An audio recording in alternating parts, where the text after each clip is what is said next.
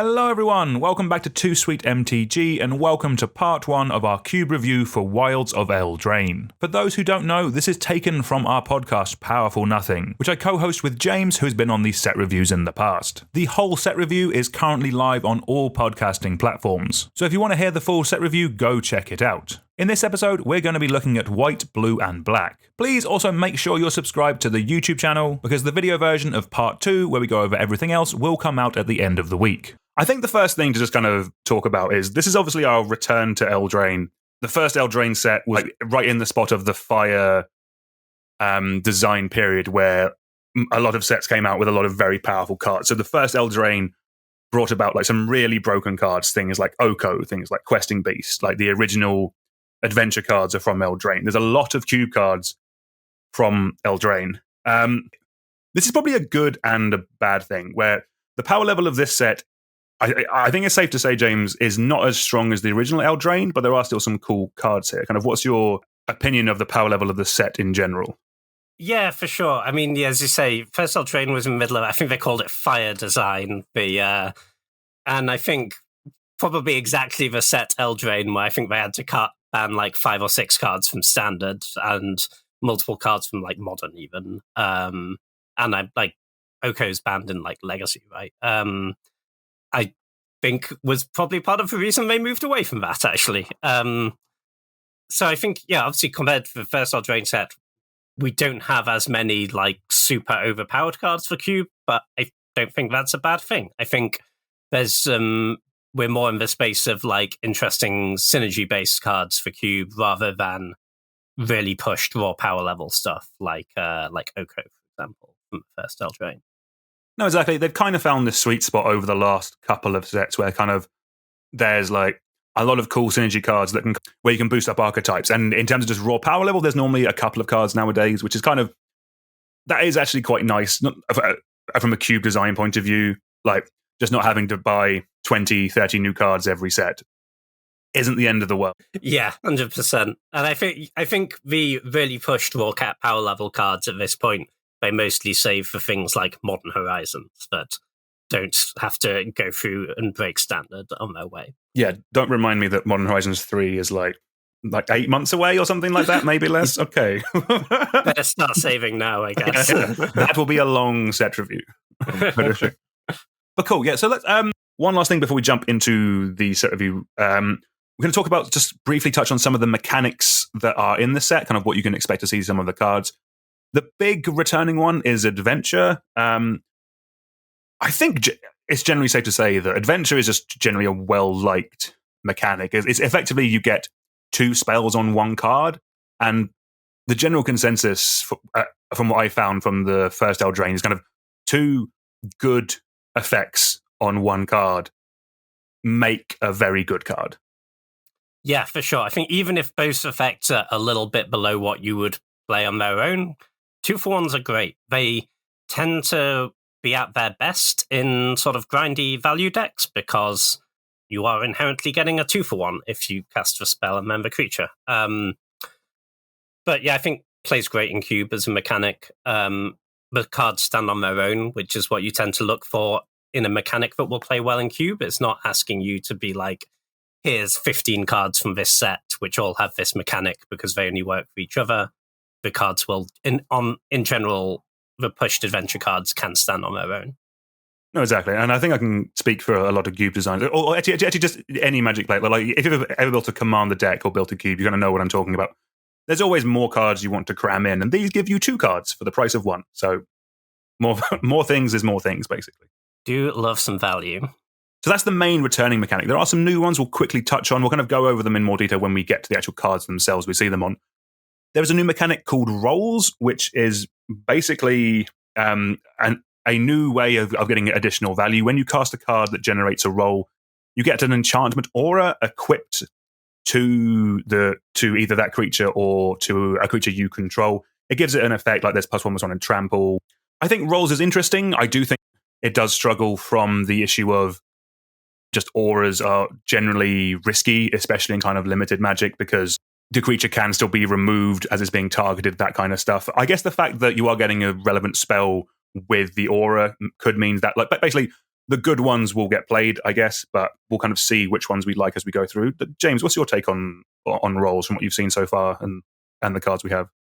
Yeah, it looks cool. I think most of the effects, they're like +1/+1 and a small bonus. Say there's the one that turns a creature into a 1/1, so you could better to put on your opponent's creatures. I think you can see them as like slightly more valuable than a +1/+1 counter, but not a huge amount in general. Also worth noting, a creature can only have one roll. So if you can't stack them up on a single creature. I think it's also interesting that they're a cheap way to put enchantments into play. For decks that care about that, like making token enchantments is not something we see very often. So I think that could have some pretty interesting applications as well.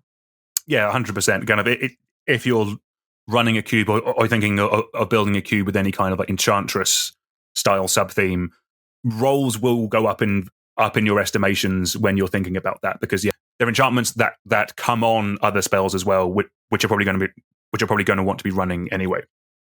The next new mechanic is Celebration. This gives a little bonus effect as long as 2 or more permanents have entered the battlefield under your control this turn. This kind of, we've kind of seen this with like card draw, that there's a few cards out there that kind of give you a little bonus if you draw your second card a turn. This is kind of that, but with permanents. To me, this does kind of seem like a little bit of a more aggressive leaning mechanic, because you're going to be curving out, you're going to be double spelling more regularly with Celebration.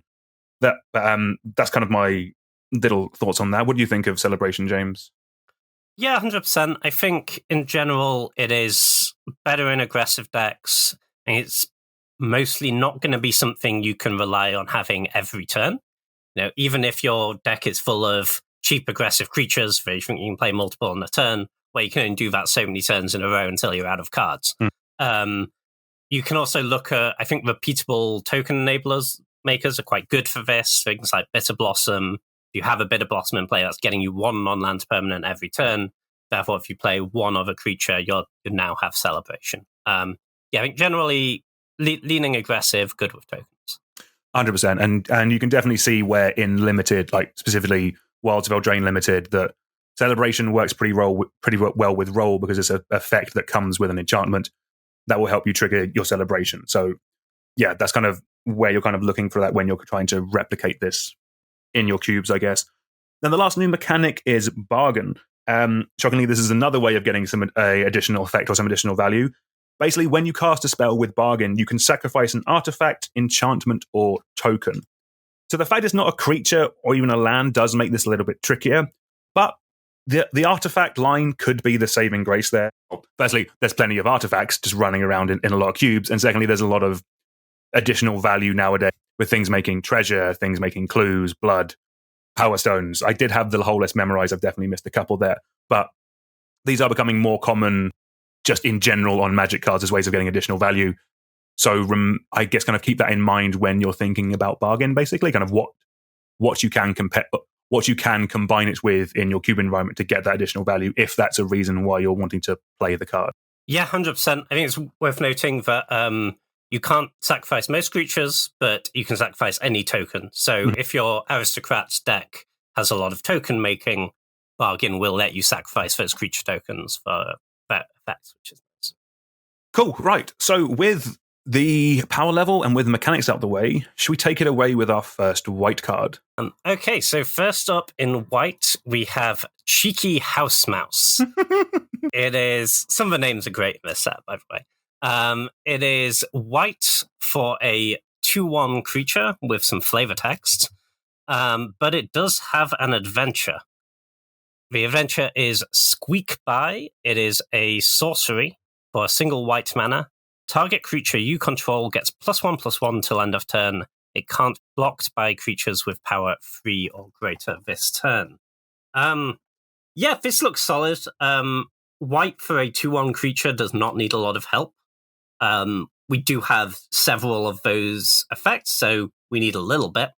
And I think this adventure is relevant.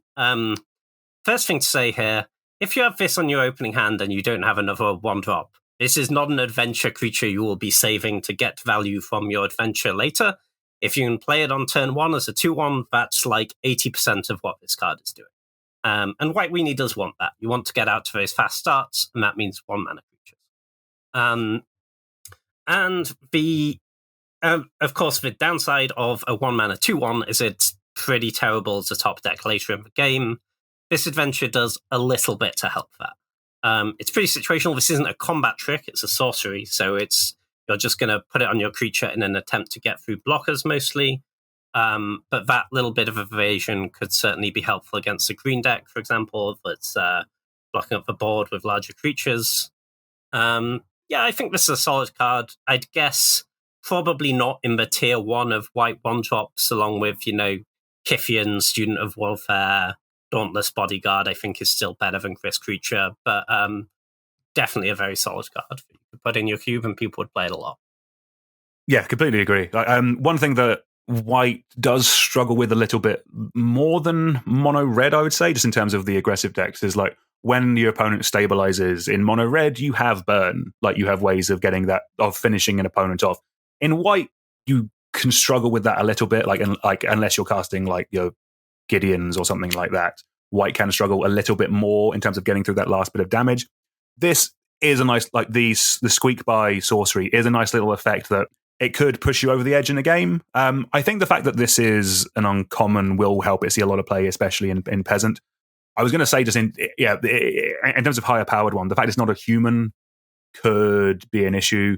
But the one thing with some of the human cards, like the main payoffs for humans in white is something like Champion of the Parish or Thalia's Lieutenant, which are both rares.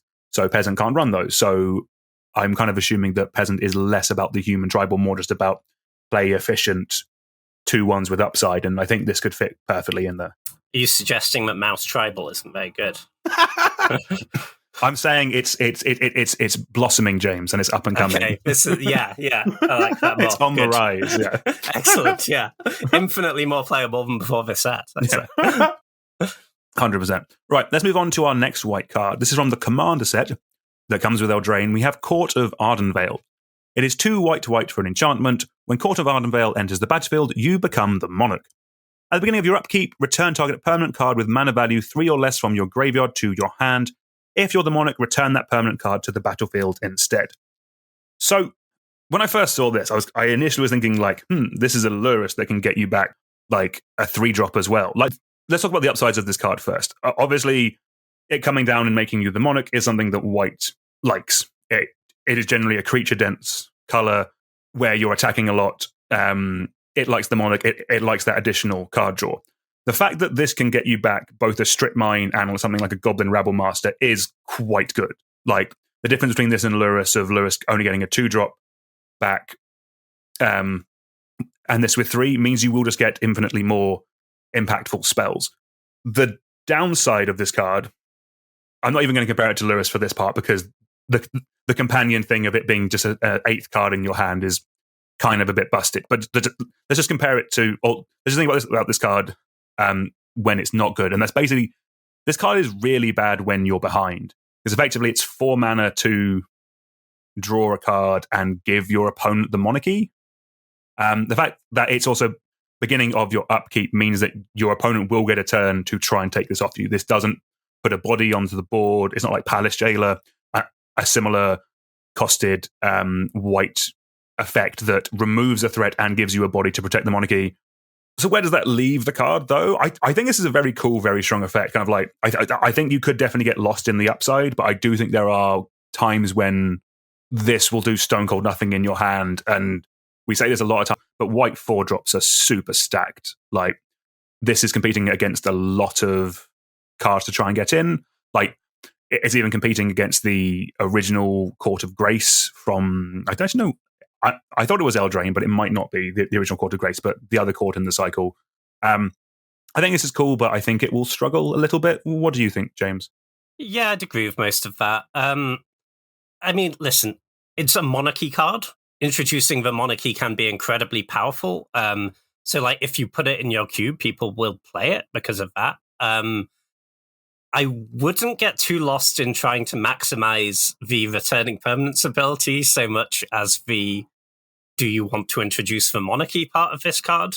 Because if you introduce the monarchy and you can keep it, that's like way more power than you need from that. That will do a lot for 4 mana. And if you can't keep it, it will be disastrous. And regrowing a permanent is not going to be enough. So I think that's the main question you're asking yourself with, do you want this card in your deck if you've drafted it? The triggered ability, I think Court of Grace is a good comparison here. Like, it's 4 mana enchantments, a similar thing. That one gets you a 1/1 flyer if you don't have monarchy, and a 4/4 flyer if you do. I like that ability always works, whereas this one sometimes doesn't. It's very tempting to just assume that you're going to have that your creatures are going to be in the graveyard, and that's fine. Like, people play exile removal, people play bounce, people play mind controls. Sometimes they're just blocking your stuff. You don't always have reliable targets for that, especially if, like, in the second and third time it triggers, you'll often be out of targets. It doesn't mean it's a bad card, but I think there are better options at 4. Like, obviously, Palace Jailer's absurd and the best monarchy card by a lot. I think this is worse than, like, Court of Grace, though, for example, which is kind of a second tier.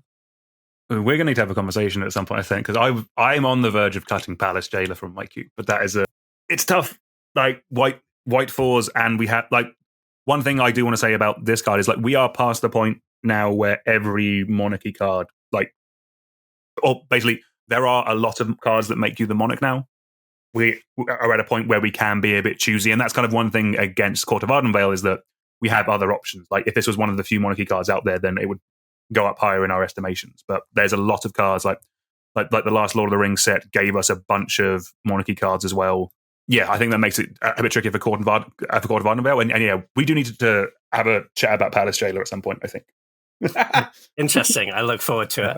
And I think the other thing with there being so many monarchy cards, right, is even if you think this is better than one of the other white 4s in your cube, like, people aren't just designing cubes by what are the highest power cards I can put in. People are trying to create a good play experience. And do you want, like, 8 monarchy cards in your cube? Is that conducive to a good play experience? Probably not. I think you want it to be like an effect that comes up now and again, but isn't every game you play is about monarchy. So yeah, I think there are better monarchy options available. No, definitely. Do you want to take it away with our next white card? For sure. So next up, we have Exfil The Interlopers. It is 3 white for a sorcery. You choose a number between 0 and 10, and you destroy all creatures with power greater than or equal to the chosen number. This is interesting. Obviously, you can just choose 0 and play it as a Wrath. As a Wrath, why are we spending 5 mana for it? It's the question. There are multiple 4 mana Wraths available and present in a lot of cubes. So to maximize this, we really want to be playing it in a deck where we're going to have our own creatures, which are hopefully smaller than our opponent's creatures. Say we have a board of 1 and 2 power creatures, we name 2 and hopefully kill all of our opponent's big stuff. And that sounds phenomenal. That's, there will be games where this is a 5 mana Plague Wind. And having said that, that's just not every matchup. It's probably not even the majority of matchups, even if you're in that small white creature deck that's maximizing this. Honestly, if I got this my white wing deck, I'd probably be thinking about it as a sideboard card, and I'll bring it in when it's really good, when my opponent's on a bunch of Elder Gargoths and Questing Beasts and whatnot. I'm not sure I really want it in my main deck, though, because there's just going to be too many matchups where this isn't good.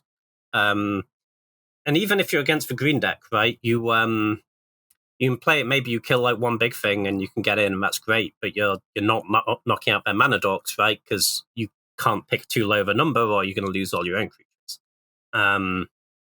So yeah, I'm like a little bit skeptical on this card, but it's definitely interesting. It's like good play patterns as well, right? It's you'll have to make decisions about maybe you have to give up your Adeline in order to kill some of their creatures or whatever. I think for a control deck, I think just too inefficient. Play a 4-mana Wrath instead. No, I'd agree. I think there could be something to say with this potentially being a decent budget option. I'm looking at the cost of the 4-mana Wraths compared to the 5-mana Wraths it is noticeable. We are talking 3 to 5 quid to 20p, that kind of thing. But if you're putting something together on a budget, this might be. I think I like this more than something like Fumigate. That one's 3 white, destroy all creatures, and you gain 1 life for each creature destroyed this way. Just because this does have the potential to leave you with something, it does give you that utility. I think in more budget environments, this could see some play. Just because hopefully this will be nice and cheap, and above that in power level, I completely agree. I think it is a sideboardy card, which always, whenever either of us say the word sideboard, it doesn't make me want to put it in my cube. Yeah, 100%. I think the budget option is interesting. Yeah.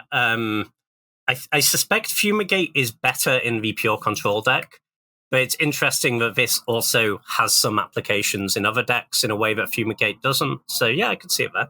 All right, let's move on to our next white card with a little bit of a fiery twist. We're going to talk about Heartflame Duelist. It is a 1 white for a 3/1 creature human knight. Instant and sorcery spells you control have lifelink. It also has Adventure, Heartflame Slash, for 2 and a red. That's right, this is sort of a Boros card. Heartflame Slash deals 3 damage to any target. So, for me, this is really finding the line of how good are adventures, because both of these effects are fine. I'm not excited about either. 2 mana for a 3/1, just in general, is base level okay in a white aggressive deck. The instant and sorcery spells you control have lifelink is nice, but I don't think you really care.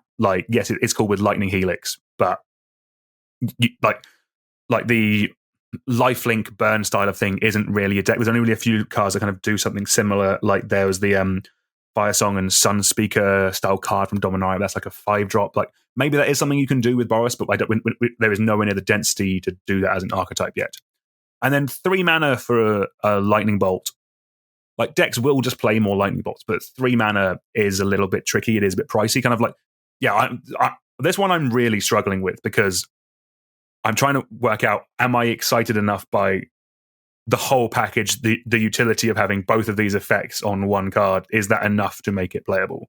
Or are the two halves slightly below par in terms of what I'm wanting from either effect, basically?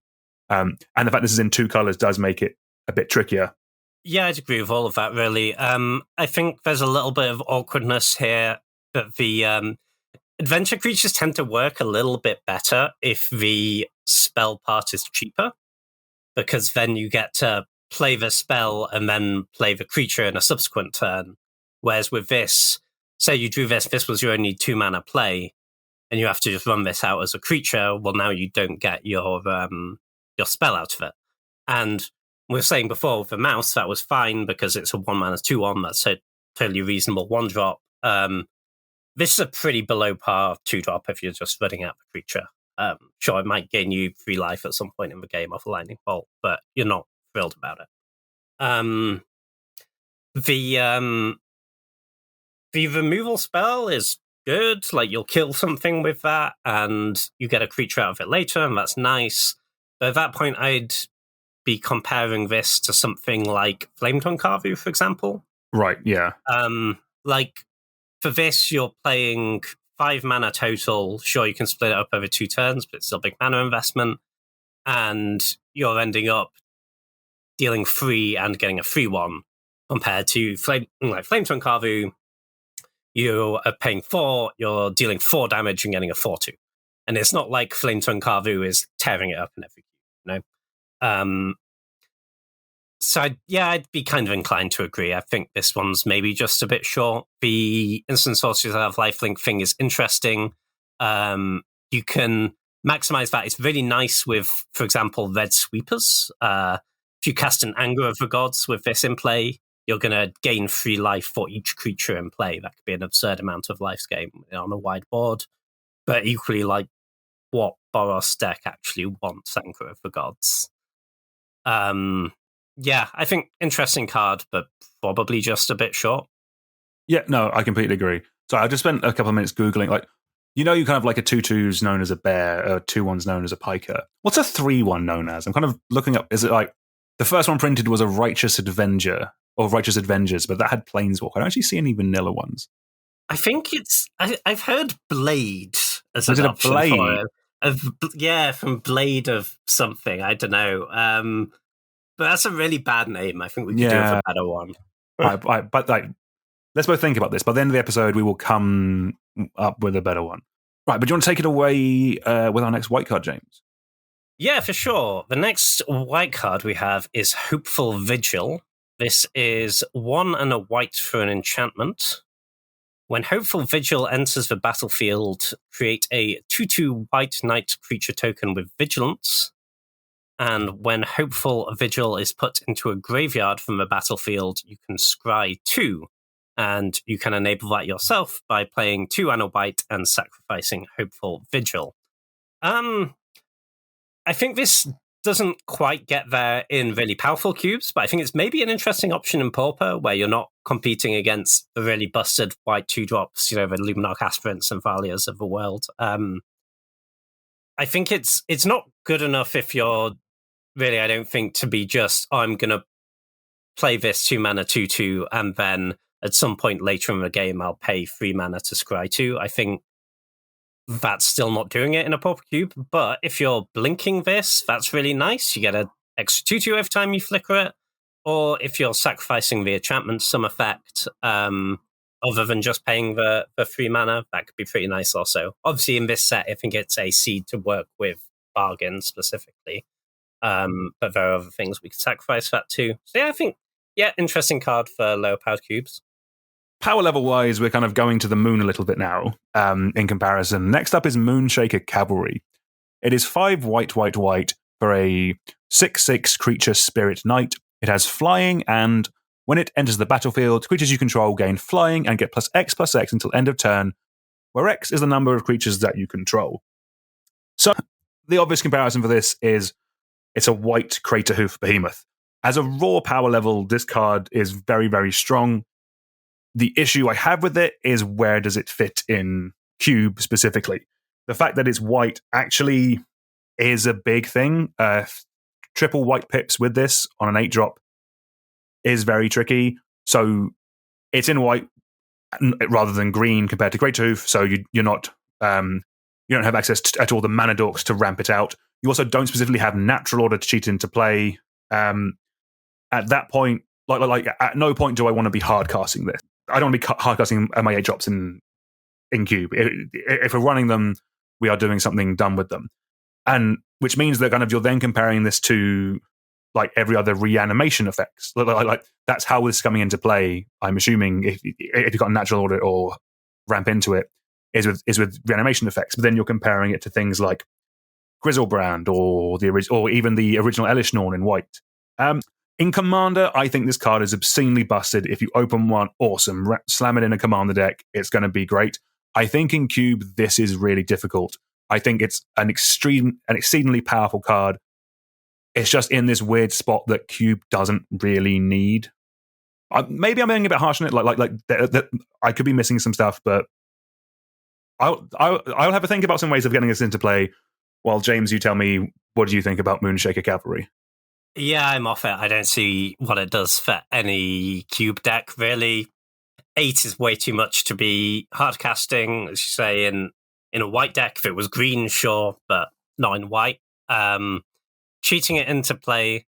Once I have done the work of cheating my 8-drop into play, I don't want it to have extra conditions. And if you don't have other creatures in play that can attack that turn, this does nothing. You've just reanimated a vanilla 8-mana 6/6 fly. Yeah, there's a million better reanimation targets. Your reanimated deck's just not going to have enough creatures. Yeah, I didn't have enough time to think of a way of getting this into play and what. Yeah, the tricky part is like I can't even suggest in budget cubes, because this card will not be at all reasonably priced because people will want it for Commander. I was trying to think of a way of is there a way they're going to give your spells convoke? But then you're tapping all your creatures, and that doesn't really help you with this card. So, yeah, 100%. I guess you could have like a Boros aggro deck, and you randomly have like Through the Breach in this card. I mean, that's not. Yeah, I would win some games, Yeah. but I think you would lose more games because you had a random 8-drop in your hand, not doing anything. Like, this could be a card they randomly put on the Vintage Cube as one of the new cards from the set. So, I mean, we might see it in play. Like, if you try this in Cube, do let us know down in the comments or let us know on Twitter and that kind of stuff. I would be interested to know the raw power of the raw power of this card is there. I think just specifically for Cube, I think it will struggle. But this kind of feels mad to say because this is one of the most pushed cards in the set. It just doesn't work specifically in Cube as it is now. Who knows in the future? Like, White's been getting like card advantage with initiative. Maybe they'll get a sneak attack or something like that at some point soon. I guess we'll find out.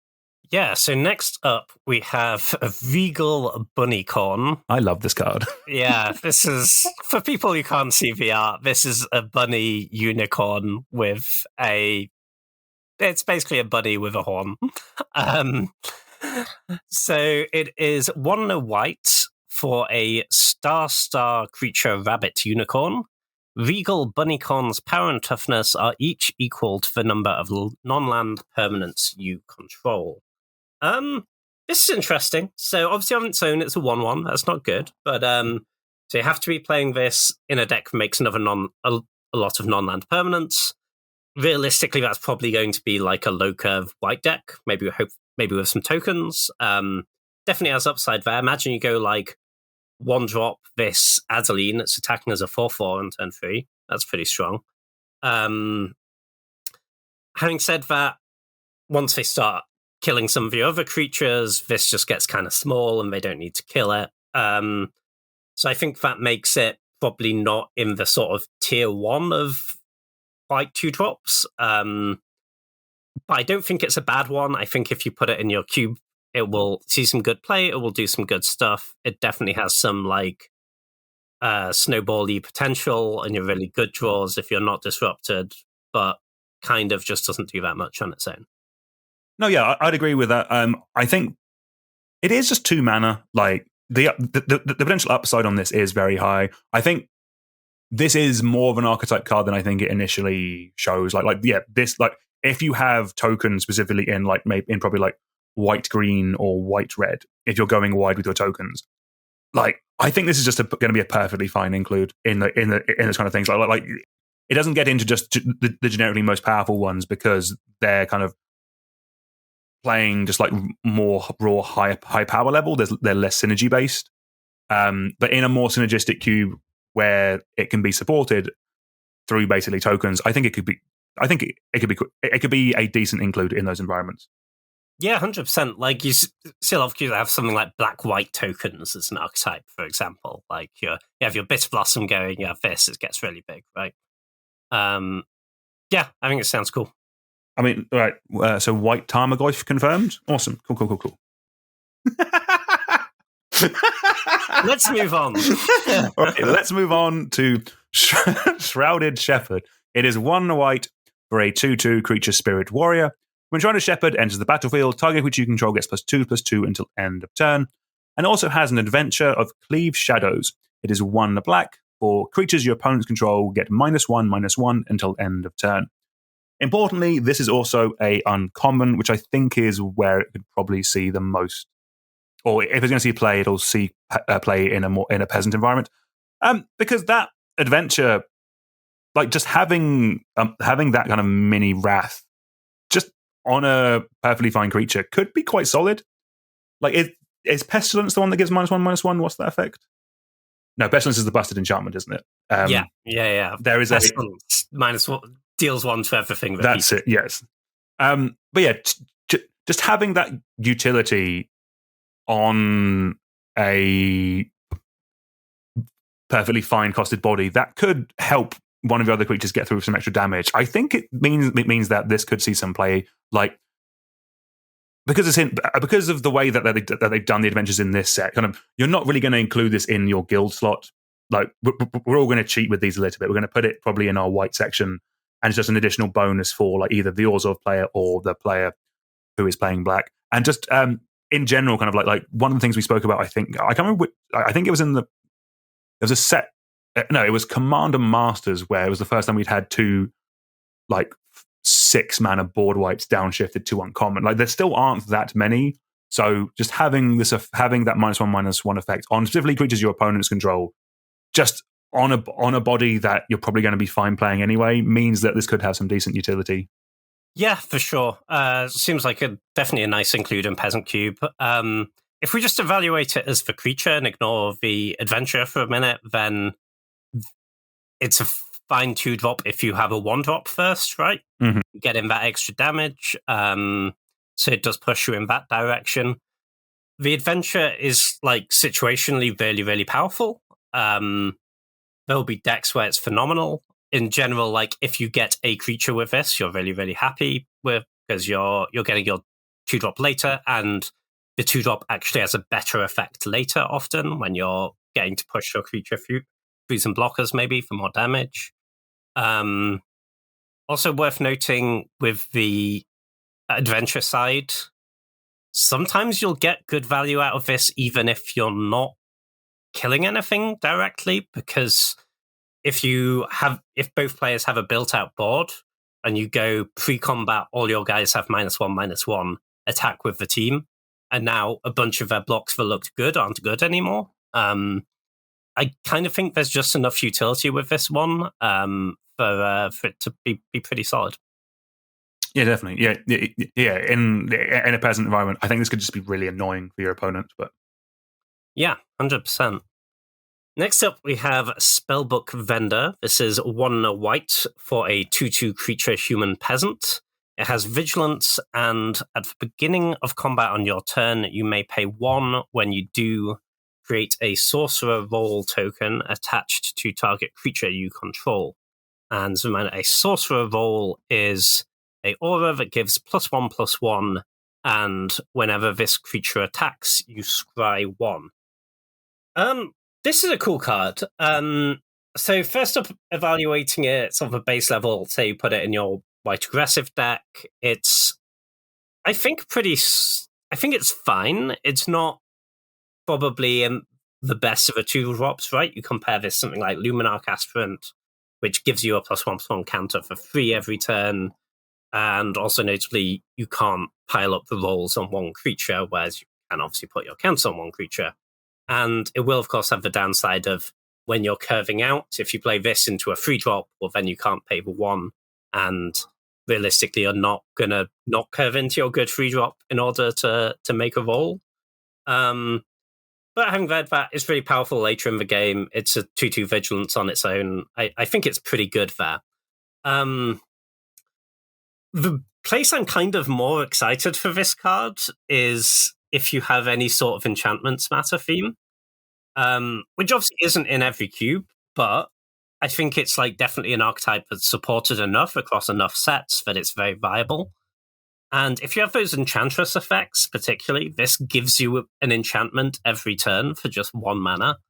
And there's like almost no cards in Magic that give you that repeatable output of enchantments. I generally can't think of another one. Like, unless there's some Planeswalker from like the Estrid Commander deck or something like that. There's some like blue-white Planeswalker that makes enchantment tokens, I think, for like the shard. Oh, like shards, tokens. that's it. Yeah. But yeah, it's kind of an expensive card. I don't think it's that great. Whereas this is like, you're really not paying a lot for that effect, right? And you can pile them up as well and be like the enchantments matter creatures we saw in like Kamigawa Neon Dynasty, for example.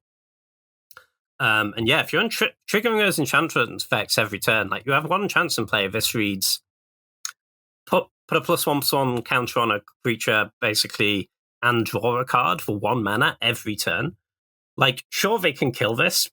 It's not hard to kill, but if they don't, an enchantment matters deck, this will run away with the game really, really quickly. Of course, also, and that's with things like Sarah's Sanctum and one thing. So one thing to keep in mind with these roles is that some of the older enchantresses, like Argothian Enchantress, and like Enchantress's presence, they care about when you cast the enchantment. There are still plenty that work when enchantment enters the battlefield, like especially the ones from like Theros with like the constellation mechanic. Those are all ETBs. That is just something to consider when you are thinking of putting these in your Enchantress decks. Is look for the ones that, like, there are still plenty of them, and I think most of them have been reworded to that now. But yeah, just keep in mind these are entering the battlefield. They're not being cast because they're being created by the effect, basically. Yeah, 100%. You want to pay attention to that when building your deck. But I think even if it missed on some of your enchantresses, there's plenty that trigger on ETB, and there's also plenty of things in those decks that pay you off for just number of enchantments in play, which this does really well. Oh, you know what I want to do, actually? While I was just double checking that rules thing, I've just seen Grim Guardian, the one with Constellation. Whenever enchantment enters the battlefield under your control, each opponent loses a life. Ooh, that seems pretty spicy with this. Oh, yeah, let's go. But yeah. In general, yeah, I'm quite high on Spellbook Vendor. I think it's just Luminarch Aspirant has just been a super solid, very good white aggressive creature, and there is an argument that kind of late game that one gets better because it does it for free. But this comes down the same mana cost with one more power and toughness and has vigilance. So as a creature by itself, it is better. Over the course of the game, the Luminarch Aspirant will kind of give you more value for free, but yeah, kind of like immediately swinging in and attacking. This one could be quite solid. Yeah, 100%. Yeah, I think you will not make it every turn if you play it on turn 2, right? Then you're just playing 2 off curve. But it's also like, shouldn't discount when you attack Scry 1 as well. Like, if you have these rolls on multiple creatures, you're getting multiple Scries every time. It can stop you flooding out. Seems pretty good. Yeah, why do they keep giving white card draw? Or like card advantage, or like card selection. Sorry, it's Scry, it's card selection. I know, but yes, having that effect on just like 2 of your creatures and being able to Scry twice could be the thing that kind of pushes you through like quite easily to kind of dig you into something else to finish off the game. Yeah, 100%. Seems like a cool card. Yeah. Right, let's move on to our next white card. White's definitely the most stacked color, but we're racing through it. Next, we have Unfinished Business. It is 3 white for a sorcery. Return target creature card from your graveyard to the battlefield. Then return up to 2 target aura and/or equipment cards from your graveyard to the battlefield attached to that creature. So 5 mana for this effect is a lot. There are some recursion spells in white. I think there's a sorcery that's just 4 mana for the creature.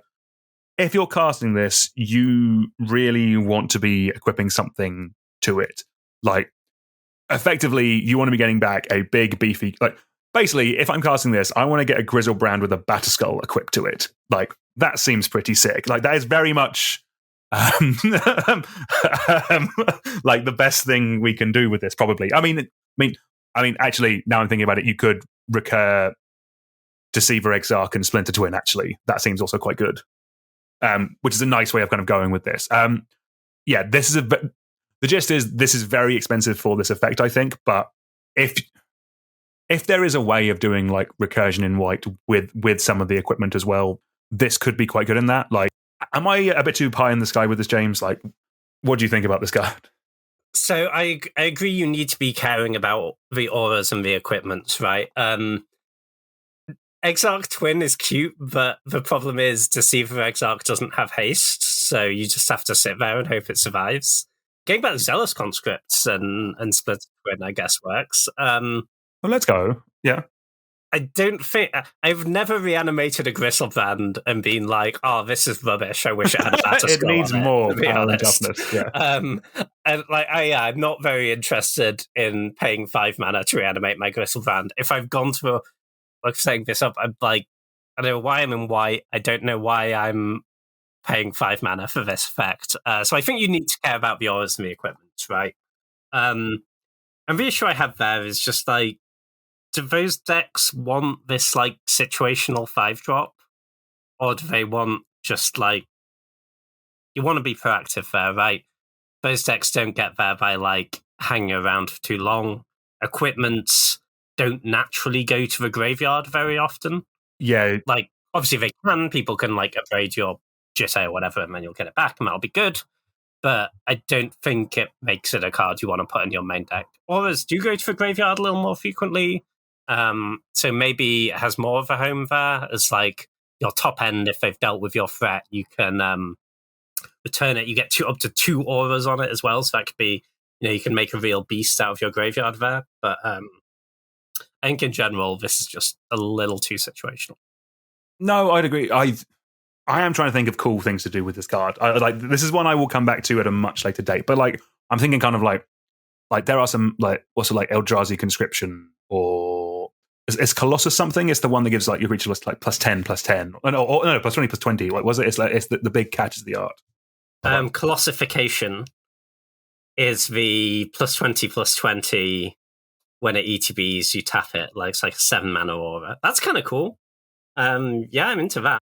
Like maybe that like you have this effective cheat enchantments. Like there is Academy Rector. Like maybe like there's something there, but I am well aware that it's probably finding too niche of a thing to make good. I'll just shush and let's move on to the next card. So I don't have to spend 20 minutes trying to think of things to do with this. Cool. Well, next up we have Virtue of Loyalty. This is 3 white for an enchantment. It has, at the beginning of your end step, put a +1/+1 counter on each creature you control and untap those creatures. And it has an adventure. The adventure is Arden Vale Fealty. It is 1 white for an instant. Create a 2/2 white knight creature token with Vigilance. Yeah, I think this is kind of the definitive adventure, right? Both halves not quite good enough on their own, but probably decent together when you get both. And this curves out the way you want, right? You get your creature early, it's a bit under rate, but you're fine with it. And then later in the game, when you've emptied your hand, you've done your other stuff, hopefully you've built out a board, you play this Virtue of Loyalty, and you start getting value. I think the main downside here is that, I mean, obviously other than just the 2/2 being a little bit under rate, is that the enchantment doesn't give you the power until the end step. So it doesn't enable an attack the turn you play it ever. But it is, if left unchecked on a big board for a couple of turns, it will probably win you the game. It just feels like the enchantment is a lot of things have to be going right, and it doesn't do anything on its own. If you only have one creature in play, it's pretty medium, right? But I think it's probably fine because, in those white aggro decks, you just need to get so many 2-drops into your deck and 3-drops and 1-drops so you can reliably curve out each game, because otherwise your other cards kind of don't work. And this lets you do that whilst having a bit more juice at the top of your curve. Yeah, 100%. Like, for me, this feels like this would have been one of the best cards in the Arena Cube like a year ago, back before they started putting in just like cheap, efficient creatures that kind of meant that games got a bit quicker. When things went like, this is like the card to like inevitability in breaking your board stall. Like if Wilds of Eldraine is a grindy format, by God, you want this card. I think it is very powerful. Like, repeatedly putting the counters on is going to be very strong. But yeah, it is. I think I like this more than like the Flame Brand one. Sorry, like the Heartflame Duelist we spoke about a bit earlier, where kind of both parts were slightly underwhelming. I think I am happy with the package of this card. I think a white deck is perfectly it's happy playing this. Like it's happy playing the instant adventure. So importantly, that is effectively flash on the 2/2 creature. So you could ambush an attacker coming at you if you are slightly behind, something like that. That is interesting. Like 2-mana vigilance flash for a 2/2. That's not bad. Like that is interesting. Yeah, punish that noble hierarch attack on turn 2. Yeah, got him. Exactly. It definitely gets better if you are thinking if you are doing +1 counter stuff in your cube, because this is effectively a repeatable way of repeatedly putting counters on all of your creatures and kind of giving them vigilance as well. So that is quite nice. Yeah, 100%. Right, let's move on to our last white card. We made it. let's talk about Werefox Bodyguard. This is 1 white for a 2/2 creature, elf, fox, knight with flash. And when it enters the battlefield, exile up to one of the target non-fox creature until it leaves the battlefield. You can also pay 1 white to sacrifice it, and you gain 2 life. So there are plenty of these effects out there, kind of like we have our Brutal Cathars, our Skyclave Apparitions. Those two are definitely better than this card, I personally would say. But the interesting part is that you can target your own creature with this. So there is an interesting play pattern where you could use this effect to either save your own important creature from a removal spell and then get it back later by sacrificing the fox, or in a base case, it is a very slow flicker effect. Like, it is when it leaves the battlefield, you don't have to sacrifice it. You can just trade this off in combat and then get the thing you saved back. What does that add up to? I think it could be a little slow. Just because we do have, like, for raw efficiency, like Skyclave Apparition and Brutal Cathar, I think are superior to this. But in the right cube where you are supporting Flicker, this is a nice little buff to that archetype, and that could put it in a flex slot where you want to run that over the other two that I've already mentioned. What do you think, James? Yeah, it seems cool. I like the ability to protect your creatures, even if it's a pretty slow way to do that. And, like, I agree it's probably worse than Skyclave overall. No, it's definitely worse than Skyclave overall. But I think it's, like, a lot better than Karmic Guide, for example. Like, instant speed is a really big deal on your removal spell. And also, once in a while, you just, like, get to ambush something, right? That's pretty good. The other thing that was just occurring to me as you were chatting about that was, say you have a sack outlet in play, and you play this, and you exile your Karmic Guide. Then you sacrifice this, and your Karmic Guide enters and returns this and exiles the Karmic Guide. Oh. So now you have, like, infinite death triggers and infinite creature TVs, right? We kind of could do something there. That seems cool. No, that's interesting. So does that loop work with any of the other... It doesn't work with Skyclave Apparition because that's... you do exile...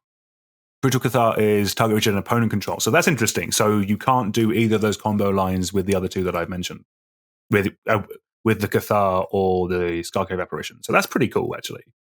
I didn't think about combo stuff with this. Yeah, I mean, it's kind of niche, but it's, it could have a role to play if you're doing some more of that stuff in your cube.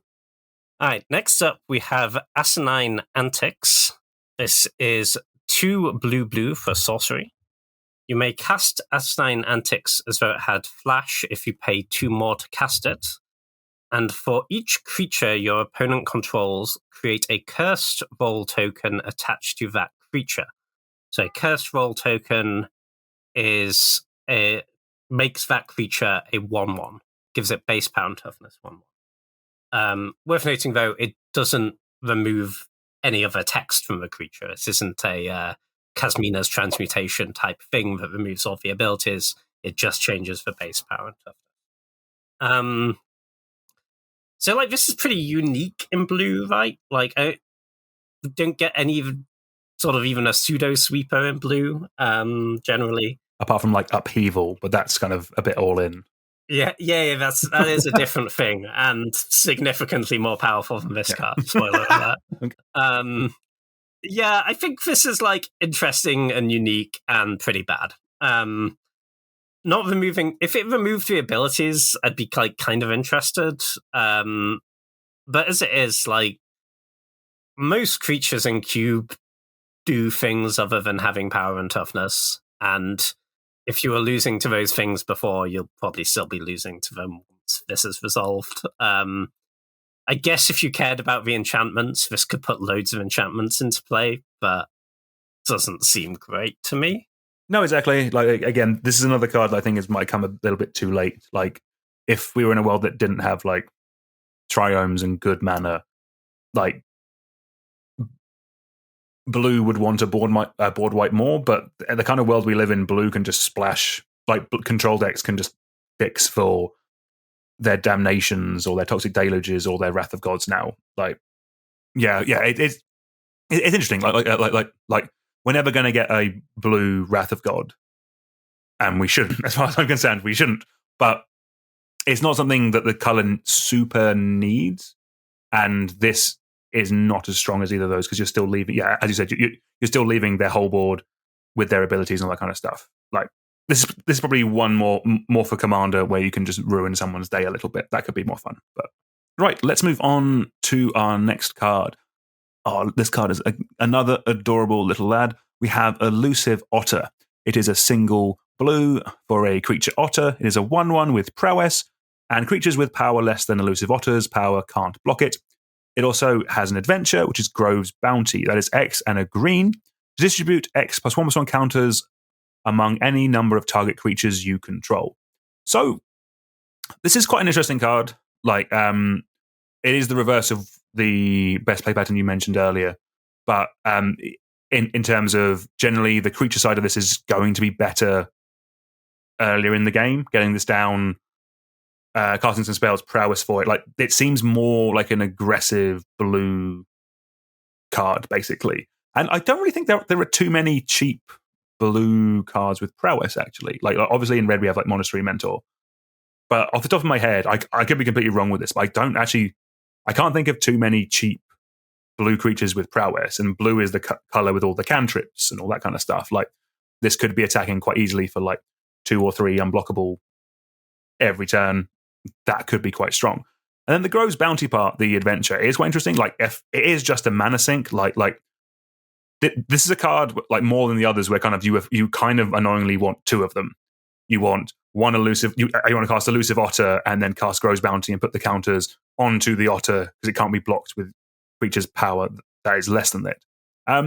But there's plenty of cubes that care about +1 counters, and the sorcery is just a solid mana sink. Like no matter where you are in the curve, you're just going to get to put the counters on any number of creatures you control. And obviously, if you have effects that kind of double the counters that you control, like the what's the card in Hardened Scales? Oh, Hardened Scales. What's the card in Hardened Scales? Okay, cool. yeah. Great work. Yeah, obviously, if you have Hardened Scales or something like that doubles your counters, then that could be quite strong with this. I like this card. I think it's a little cute, not just artwork-wise in terms of the card itself. What do you think, James? Yeah, like, the prowess creature is kind of interesting. I think claiming it's going to attack for unblockable damage is generous. You've got to trigger this on some boards. You'll need to trigger this a lot of time before it's unblockable. Yeah, that's true. Like, the creature's interesting. The spell is powerful later in the game, which I think would be fantastic with +1/+1 counter synergies. And those exist in plenty of cubes. The thing is, those decks are never blue. Like, of all the colors, that's always the least orientated around +1/+1 counters, right? So I think it's kind of tough to make that work unless you're just jamming this in your green-white counters deck for the sorcery, which is maybe reasonable, but you can probably do better. But part of this card is it is actually pulling in 2 directions. Like, so specifically for this to get in, you kind of need like is it blitzy style of deck in your blue-red section, and you need kind of like a Miracle Grow kind of thing in your blue-green section, where kind of you're playing spells that kind of just constantly making your creatures bigger. Yeah, I could kind of see running it. Yeah, saying like very aggressive blue-red aggro, loads of burn spells, and like maybe you have a couple of random untapped blue-green lands, and sometimes you get to splash the adventure part, but you're mostly in for the 1/1. No, exactly. Like I actually really like Blitz as an archetype. As you said, it's basically you're playing creatures, either evasive creatures or creatures that grow with things like prowess, and then playing like giant growths or like things that give them double strike, that kind of thing, to kind of just really ramp up the damage on your opponent and kill them super quickly, hence the name Blitz. I really like those style of decks, and I never really tried to make it work in a high-powered level cube. I've seen it in kind of like lower-powered level cubes, and it's been quite good there. Maybe there's something to kind of try in the future, actually. I could be up for that. Yeah, that sounds cool. And the evasion ability is, on a lot of boards, going to be really hard to make work just by triggering prowess a bunch of times. But if you're casting pump spells on it, then it is a good evasion ability, right? Cast a giant growth, and there's not a lot of creatures that are going to block it. No, 100%. Like, yeah, this is a very build around specific card. Like, you will know if you want this, and this could fit into someone's cube perfectly, but the stars do need to align a little bit. Next card makes me a little bit sad. I'm so sorry. So next up, we have Quick Study. This is 2 and a blue. It says draw 2 cards. I'm on board with all of this. It is an instant. Rest in peace, divination. Yeah, this is, in terms of cube, this is completely fine, I think. It's instant speed's a really big deal in cube, especially in a deck that wants this effect, probably has plenty of other things it wants to do, and it's with its mana instant speed, like counterspells and whatnot. So it's nice just being able to fire this off end of turn and refill if they don't play into your counterspell. Is it the best card you could include to do that?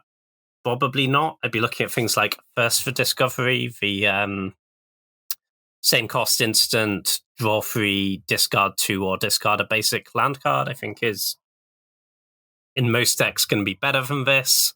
But this is a common, so if for Pauper Cube, this is looking pretty nice. And never going to be a bad inclusion. Like, you put this in your queue, people will play it, but there are probably higher power level options out there.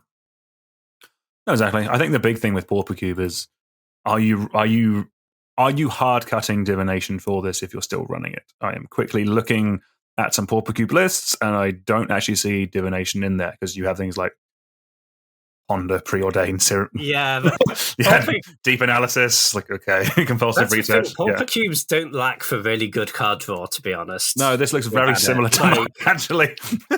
Yeah. Like, the 5 mana creatures that kill you, Pauper Cube has a real problem with. Yeah.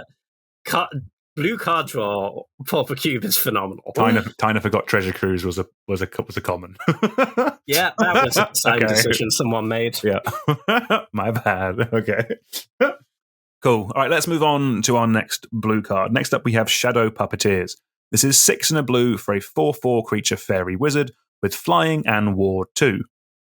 When Shadow Puppeteers enters the battlefield, create 2 1/1 black fairy rogue creature tokens with flying. And whenever a creature you control with flying attacks, you may have it become a red dragon with base power and toughness 4/4, in addition to its other types until end of turn. So, I'll be honest, there is a good amount of blue control finishes out there. At this point, you can very much kind of pick the one that takes your fancy. Like, if you untap with this, you are swinging with 12 flying damage. That is quite good. Like this is not coming out early in the game, so in theory, or with any luck, your opponent will be on less than 12 by that point. So this is kind of this could be the win condition in a budget, in a budget cube. Yeah, we're very much at the point where you can pick the blue method of death that suits your fancy. This is a cool one. I do quite like this card. I like dragons. Obviously, this is better with more flying creatures, but when this attacks, you're already swinging for 12 flying damage. So I think the game is probably ending then. The issue I have with this as a control finisher is that, so when you have ward 2 on your 2-drop and you play it on turn 2, it feels like hexproof, right? Because they just can't Doomblade it until it's no longer relevant. When you have ward 2 on your 7-drop, they can pay by then, you know? And in general, if you're playing control finisher, you don't want it to just be something that's going to die to a removal spell, because you played a control deck, you presumably didn't give them a bunch of other great targets for a removal spell. They're pretty likely to have. It will certainly, like, if you can stick it in play in your deck with some other flyers, like that ability, you know, you don't have to attack with this creature, it's any creature with flying. So it's kind of like an overrun the turn you play it, right? That's very powerful. But 7 mana, like, I don't see you playing it really in those sorts of decks. So I think it's a bit of a miss for me. No, I think that's fair. Like, blue-white flyers is a fairly common archetype in a fair amount of more budget environments. But yeah, if this is quite cheap, then maybe give it a go. But otherwise, yeah, I would be on board with that. All right, James, I'm going to be honest. The next card is the best card in the whole set. Would you like to read it, please? I I'm not sure I can deprive you of this one. I think you need to take another one here. All right, next up we have Succumb to the Cold. It is 2 and a blue for an instant. Tap 1 or 2 target creatures an opponent controls. Put a stun counter on each of them. Just to remind you, if a permanent with a stun counter would become untapped, remove 1 instead. So ignore everything I said at the start of the video about there not being anything the power level of Oko or Questing Beast. We found it, guys. This is the most broken card in all of Eldraine over both sets. It has nothing to do with the fact that this was my spoiler card, and I'm exceedingly biased. Nothing at all. Slam dunk, make go Vintage Cube, cut your trash power cards. There's a new card on the block. James, thoughts? I completely agree with everything Daniel said. This is pack 1, pick 1 bull. If you're in another color, you should probably just pivot into blue for this. And this has nothing to do with the fact that this clip would be cut if I said anything else. Because Daniel does the editing. Thank you, James. Commit. I love it. Anyway, moving quickly on. Next up, we have Twining Twins. I'm going to say is it Twinning Twins or I think Twining Twins. I was going to say Twinning Twins, but that doesn't. I don't know how you spell twine. So I think there would be like a double N if it was Twinning Twins. Oh yeah. I'm going to go with Twining Twins. Feel free to leave a comment on if your app allows you to, if you disagree with me. Anyway, Twining Twins is 2 blue for a creature fairy wizard. It's a 4/4 with flying, vigilance, and ward 1. So kind of a hell of a beater for 4 mana. And it also has an adventure, Swift Spiral, for 1 and a white. Is an instant, and you can exile target non-token creature and return it to the battlefield under its owner's control at the beginning of the next end step. I think this card's pretty good.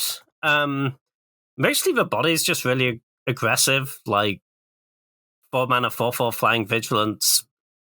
Kind of a house. Like, it's going to hold off your opponent's creatures and get in for damage in a blue-white, fairly aggressive deck with some other flyers. This can do some work. Ward 1's not amazing, but it's going to be really annoying in certain spots for your opponent. And this adventure, I think you want to be in a deck where you can fairly often get some value out of the adventure. Any deck, you'll sometimes get value from just saving your creature from a removal spell, but obviously if you have some ETB effects in your deck, this is really going to maximize them. Worth noting as well, the adventure comes back at end step, so there's upsides and downsides to that over a regular flicker. So you can't, for example, use it to untap your creature and ambush them, but you can use it to save your creature from like a Wrath of God, for example. Whereas you couldn't if it just came back straight away. I think this is a decent card. If I was in like a blue-white flicker deck with some but kind of wanted to beat down, I'd be kind of in for this, I think. No, I think that's fair. I think like this, both half of this card, I'm just perfectly fine with. Like some of the other ones we've seen, they've been slightly more questionable in terms of just the value and the rate you're getting for them.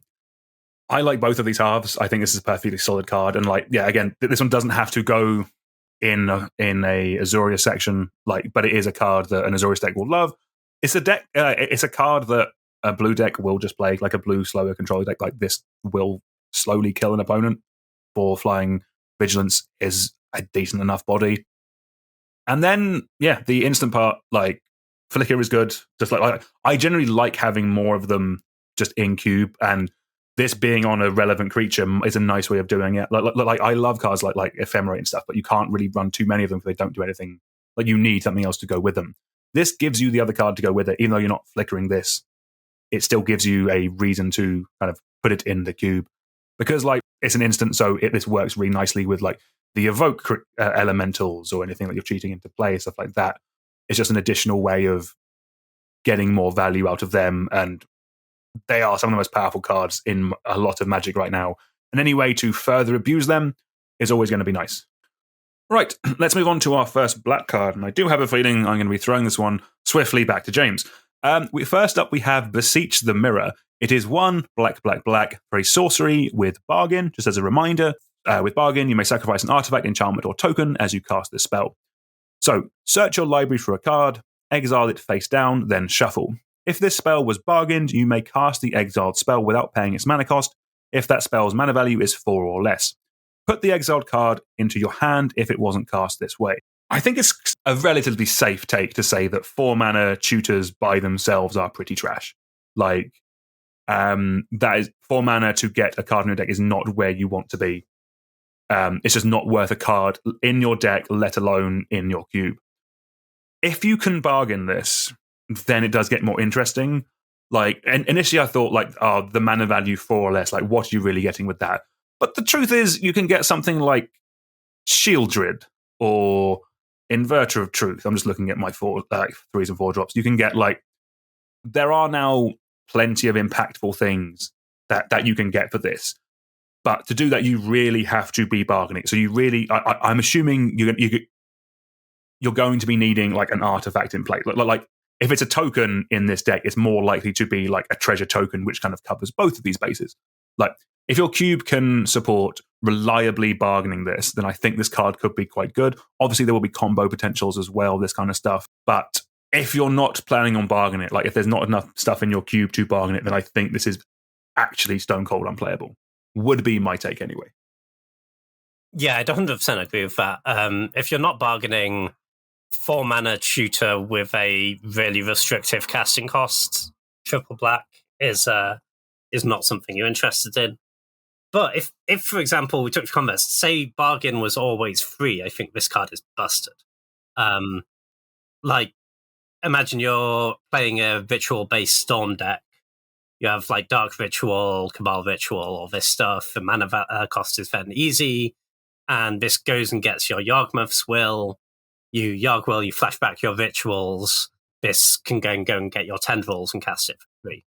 There was, for example, people use, it's kind of fallen out of flavor now, but Dark Petition, which was the 5 mana tutor gave you 3 mana back. Yeah.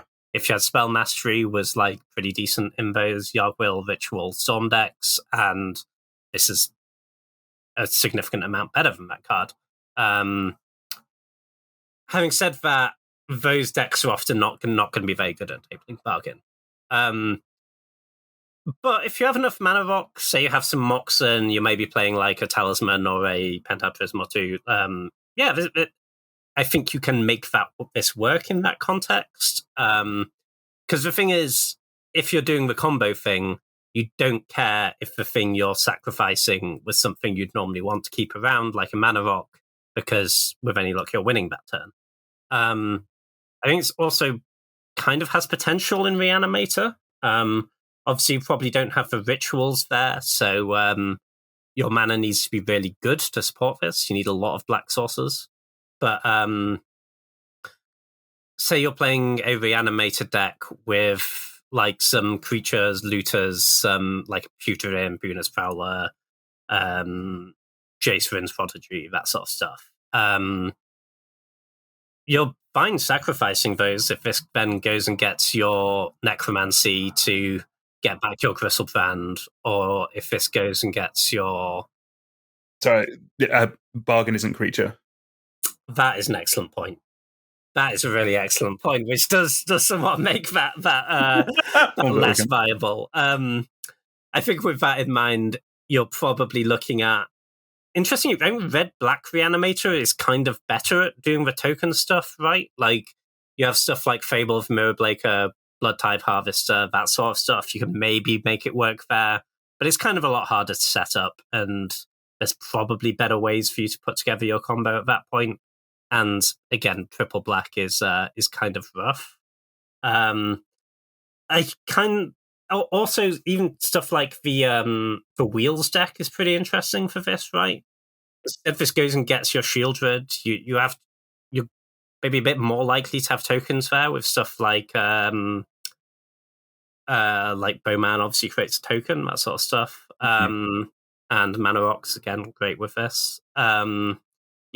like just a thing that the 4 mana can get and cast your Shieldred, or can get and cast your Wheel of Fortune. Yeah. That's a very nice split to have, because that deck tends to win the game when it combines those two things, and just a split card there is really nice. But I'm a little bit skeptical that it's actually worth the setup cost and the really tough mana requirement. No, exactly. I think part of when you're just talking about, this is 4 mana, go and get your Shielders, like that just shows you how good Shieldred is, because I was thinking, that's quite good. Just it's just a second copy of Shieldred in your deck. Like, but it's a copy of Shieldred, but when you already have your Shieldred or your Hullbreacher or your Bowman is also a Wheel of Fortune, right? I don't hate that. Yeah. I knew there wasn't going to be a fair application for this card, and we've to collect. Oh, and we've got Storm and Wheel combo, and I think that is kind of where this card belongs. Hullbreacher makes your tokens. Huh? Oh, let's go. There we are. Okay, nice. Yeah. But yeah, I am still skeptical that this setup cost is actually going to be something that we want to do. Like, I think it's definitely a lot worse, for example, than something like a Vamp Tutor, right? But then that's a super powerful card. But yeah, I think it's not like the most powerful, the easiest way to set up these combos, but it is a way to set up these combos that when it works is phenomenal, because you're only paying 4 mana to get and cast your potentially a 4 mana spell. And that's phenomenal. If it works, it's like you played a 0 mana Demonic Tutor. No, 100%. Yeah. Very, very interesting card. I think it's one that a lot of people will be testing to kind of just see where its power level lies. It is definitely one that will either do stone cold nothing or will be very, very impactful. But that probably is more based on the cube that it's in and the deck that you're drafting within it. Like, it's a piece. It's a cog in the machine rather than a raw broken card by itself. Right, do you want to take it away with our next black card, James? Yeah, for sure. So next up we have Not Dead After All. This is black for an instant with until end of turn, target creature you control gains. When this creature dies, return it to the battlefield tapped under its owner's control, and then create a Wicked Roll token attached to it. Wicked Roll gives enchanted creature +1/+1, and when this aura is put into a graveyard, each opponent loses 1 life. You can definitely construct a bunch of scenarios where this is great. I think the best thing to do with it is probably evoke creatures. Like, this does the thing that modern players will be intimately familiar with a Grief, for example. You evoke your Grief on turn 1, you cast this targeting it. It's going to come back and not go away again with +1/+1. And you're going to get 2 Thoughtseize effects out of that. And it's going to be phenomenal. However, there just aren't that many evoke creatures that we're putting in our cubes. Like, once you're past, like, Grief, Solitude, Fury, Subtlety, it starts to get a little bit thin on the ground. And when you're not combining it with evoke creatures, like, it will still have games where it's really good, where they just go to, like, Infernal Grasp your guy or trade for it in combat and you get it back for just 1 mana. It's bigger, you maybe re-trigger an ETB effect, but it's just so situational at that point. For example, something like Undying Malice, which is basically this card, has not, I don't think, seen a lot of cube play. I think the best version of this effect for cube is the one that is also a land on the backside. It's a double face card. Malakir Rebirth. Malakir Rebirth, thank you. So it just gets rid of that situational aspect, right? When it's not good, it's a tap land, and that's fine. So yeah, I think probably a little bit too situational for most cubes. No, yeah, I completely agree. So I added this one to this partly because I did want to have a conversation about these Undying effects, because they are having a big impact in Modern, like the Scam deck, the most successful deck in Modern at the moment, I think, in terms of just win percentage or whatever it is built around this kind of Undying application. And yeah, I personally really like the look of those decks. It's kind of the kind of dumb things I like doing in Magic. You feel like you're breaking something, and I guess you are because of the win percentage and that kind of stuff. But yeah, everything you said kind of sums up the issues that we currently have with it in Cube. There are a limited amount of those evoke creatures, so you can't reliably do effectively. It's kind of like a mini 2-card combo. There aren't enough of these effects, or these effects aren't impactful enough without the density of evoke creatures to really see play. There could be a point in the future, and I will probably like that point where that becomes more of a thing. Like that. This does also work with sneak attack, which I do think is worth mentioning. Like through the breach. But I guess the idea with those is that you're specifically doing it with creatures that have such a big impact. You only need to attack once. You only or they leave something behind. This is kind of like effectively. This is the classic. You are playing a bad card to make your good cards better. Just play more good cards. Yeah, I think so. Unfortunately, you just don't get to put 4 Griefs and 4 Furies in your cube deck. I say unfortunately that's actually a very good thing. I don't want to play you shouldn't. You should not. You should not.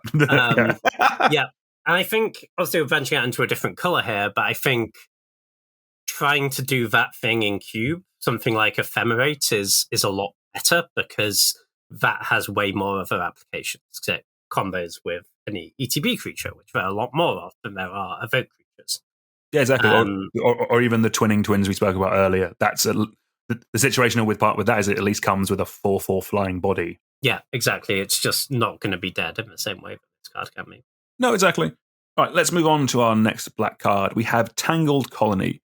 It is 1 black for a 3/2 creature rat. Tangled Colony can't block. And when Tangled Colony dies, create X 1/1 black rat creature tokens with this creature can't block, where X is the amount of damage dealt to it this turn. So this has one proper place, and that is mono black aggro. It is mono black aggro is getting more creatures. This could sort of maybe go in Aristocrats because it does make you some tokens, but realistically, you are playing this in black because it is a 2-mana 3/2 that will swing through and doesn't have any actual downsides for you. If anything, it's all upside because you will get some. Like if this dies, unless it has been specifically like removed with a removal spell, you are going to get some additional attackers from it, which is nice. Yeah, outside of mono black aggro, you're not really excited about this card. Yeah, I'd agree with all of that, and I can't imagine a world where I'm excited with anything if I've drafted mono black aggro. So, well, it's back in the vintage cube, so expect to see this in the next season, James. Yeah, well, I've been drafting a lot of it, and I'm yet to put a Vault through in my deck. Put it that way. Hero, James. Yeah, I think this card doesn't quite get there for me. Like, even if you're trying to beat down, can't block still a pretty big drawback. Like, just not every game plays out in a way where you're always on the front foot. The issue with this in Aristocrats is that if you just sacrifice it to your sack outlet, then no damage has been dealt to it this turn and you get no tokens. Like, you can imagine situations where it's good, where, like, they just have, like, a 6/6, like an Elder Gargoth to block with. And if you attack into the Elder Gargoth and they block it, then you get 6 tokens. That's pretty good. But the thing is that your opponents aren't stupid, and they can not have that happen. They can line up a block with something more reasonable, and I just don't think this card does enough. No, so specifically the best case situation is you attack with this and your opponent is on exactly 3 and they have like a 12/12. They have cast their Emrakul. Yes. They didn't attack on their extra turn for some reason because they needed to block this guy. Yeah, exactly. They were scared about the Tangled Colony. There we go. Yeah. There we go. Got your 15 tokens. We've done it. Mono black is good again. Let's go. Okay. Next up, we have Virtue of Persistence. This is 5 black, so 7 mana for an enchantment. At the beginning of your upkeep, put target creature card from a graveyard onto the battlefield under your control. And fortunately, it has an adventure, which is Lockthwain Scorn. It is 1 black for sorcery.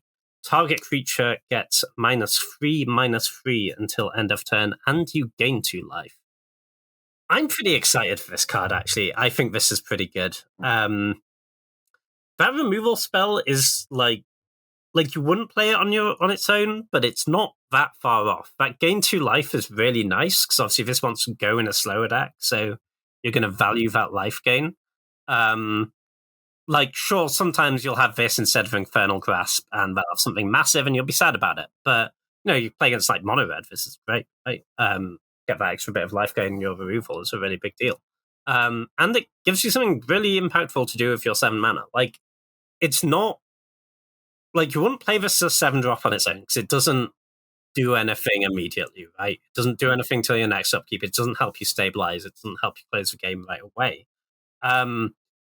But if you're playing this attrition game and you've run them out of resources, then this will end a game like in pretty short order. It's very hard. It's pretty hard to remove. People don't have that many disenchants, and once the game has got to that point, there will be some good stuff in a graveyards to bring back, you would assume. I don't think we're not like trying to set this up as by like entombing big creatures. We're just getting back creatures that have died, and I think that's probably going to be good enough once we've got 7 mana. I think this card's pretty good. Obviously, like, you can just play the removal spell and be not that happy about it in any black deck, but if you're, say, like a green-black slower deck that can get to 7, I think, I'm pretty into this card.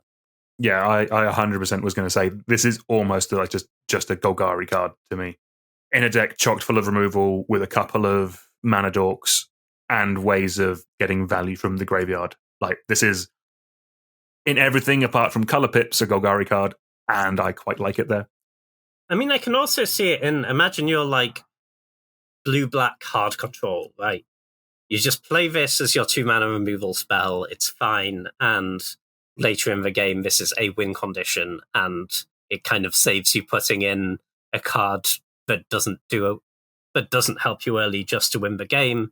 This will help you early and will eventually win the game once the game is dragged out to that point, because you're playing enough card draw, and you'll just make your land drops naturally and eventually get there. I could kind of see it there as well. Right, thank you all very much for watching. If you've enjoyed the episode, please make sure you subscribe so you're notified when part 2 comes out in a couple of days. But until next time, it's goodbye from me, and it's goodbye from James. Goodbye. And we will see you soon. Goodbye.